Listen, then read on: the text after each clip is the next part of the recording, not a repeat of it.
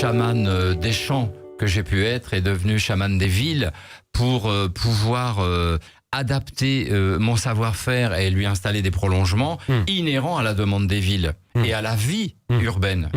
Oui, parce que j'imagine que on n'a pas du tout la même approche quand on est chaman dans la forêt, dans les champs, que lorsqu'on est dans les villes. On n'a pas les mêmes préoccupations. Surtout, déjà le chaman, il n'a pas les mêmes préoccupations, mais surtout la personne qui vient voir le chaman. Tout à fait. Moi, le chamanisme m'a permis de poser des structures, d'installer un chemin de vie, parce qu'avant tout, être chaman, c'est s'installer sur un cheminement de vie. C'est une structure philosophique au départ. Ensuite, j'ai cherché quand même un certain temps, on va dire une dizaine d'années, comment je pouvais installer cette philosophie et ces savoir-faire qu'on m'avait appris pour accompagner les personnes en cycle urbain. Parce que pour moi, j'étais avant tout un urbain et je me sentais utile dans la ville. Donc, il a fallu que j'urbanise, que je contemporanise, voilà, mon savoir-faire. J'ai installé des techniques de ville, on va dire, un petit peu. Et puis, il y a eu cette prise de conscience quantique. L'ensemble a fait ce concept-là. Alors, 12 et 13 novembre, c'est-à-dire dans 4 jours, là, on va se retrouver à Aix-en-Provence pour les rencontres du mystère et de l'inexpliqué 4, les premières d'hiver. On est ravis que tu y participes. Et là, tu vas évoquer justement cette vision du chamanisme. Tout à fait, je vais profiter de cette rencontre à Aix où je me fais une joie de nouveau d'y participer, parce qu'à chaque fois c'est avant tout une fête, aussi bien avec les intervenants qu'avec les visiteurs.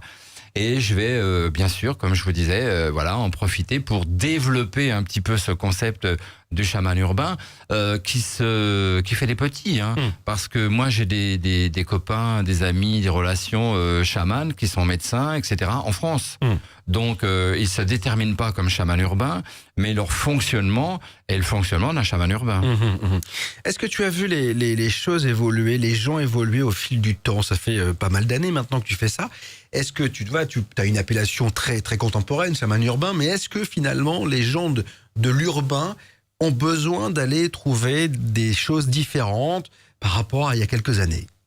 Oui, tout à fait. Bien sûr, il y a une grosse évolution, entre autres avec des supports comme BTLV, par exemple. Il y a eu une grosse prise de conscience du monde d'une façon générale, et la demande des gens, de la population, des patients qui viennent, elle est beaucoup plus globale. Les gens avant s'adressaient à un guérisseur, à un magnétiseur uniquement parce qu'ils avaient un zona ou un problème très précis, ciblé. Maintenant, ils viennent pour comprendre comment fonctionne la vie, qu'est-ce que la maladie réellement, etc., etc. Donc on est dans quelque chose, dans une tradithérapie, thérapie traditionnelle, globale de la personne. On va même inclure son habitat dedans.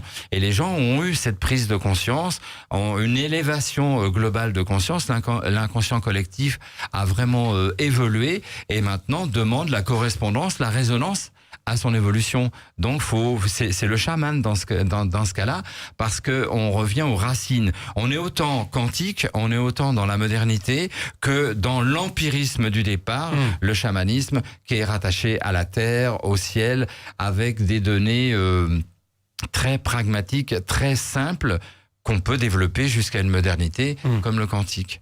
Vous avez aimé cet extrait? Bien, pour écouter l'émission dans son intégralité, il vous suffit de cliquer ici. Et pour soutenir BTLV, une chaîne d'infos totalement libre et sans pub, il vous suffit de vous abonner à btlv.fr en cliquant là.